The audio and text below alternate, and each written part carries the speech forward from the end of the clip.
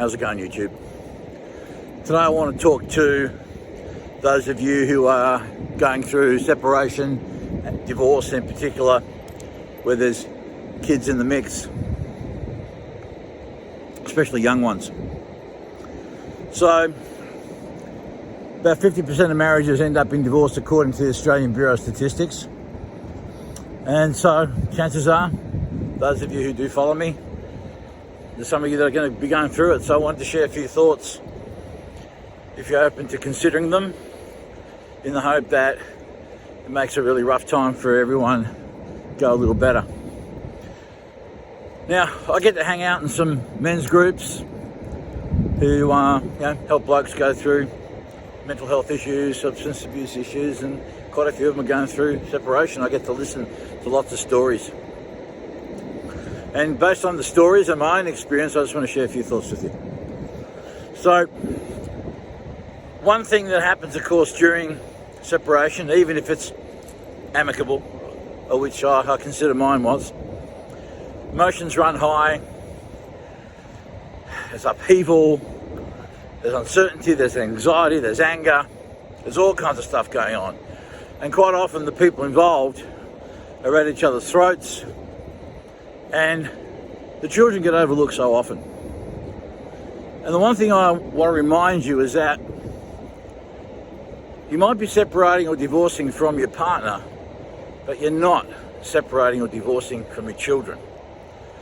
And so while you may have reason to say that, hey, you have no idea what I'm going through with my partner, they're doing this in court, they're doing that, they're creating all kinds of hassles for me, not allowing me to see my kids, saying shit to them about me, whatever. I think it's your job to stay as strong as you can and do all you can to put your focus and have all discussions focused around the kids. If you can't do that, do it through a mediator. For those of you who are having absolutely no access to your kids, whether through court order or a partner that's being really manipulative, and you haven't seen your children, have no access to them, first of all, I'm really sorry you're in that predicament. But here's an idea that I'm going to throw at you, because you've got to play the long game here. Right now, you're not seeing your kids. You're missing out on all these milestones. It must be absolutely heartbreaking. But one of these days, those kids are going to grow up and they're going to become adults. And yeah, you could say that already their brains have been washed by stories of you being toxic and whatnot. But here's something I'm just going to share with you that if you're open to it, give it a try if you want to play the long game, which I think is worthwhile. Because here's the thing, you're going to get old one day too. And I don't know about you, but I certainly know I want my children around me in my last hours. And I'm going to try and do all I can to ensure that. So what do you do? In a situation where you have no access to your kids, no chance of seeing them for quite some time, and it all seems pretty bleak and hopeless. First up, get yourself a post office box, and every year on your kids' birthdays, for Easter, for Christmas, send them a card.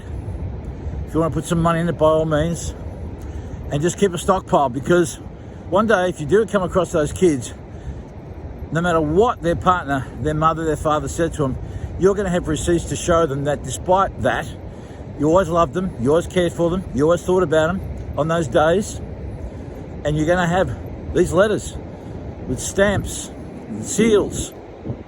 You can't fake that shit, right?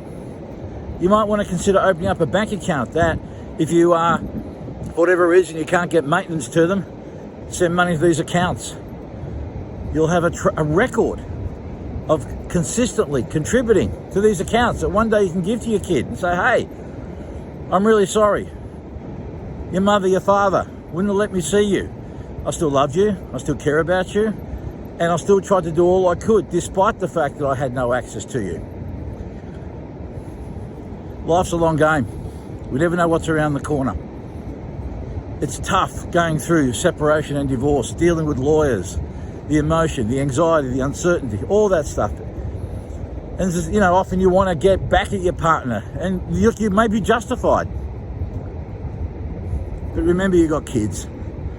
You love those kids. You signed up at least until they're 18 years of age that you're going to be there for them. And if you can't be there for them physically, at least put things in place that at least emulates what you would have done had you have had that access, what you would have done normally. Because that doesn't lie. No matter how convincing a story is going to be told to your kid.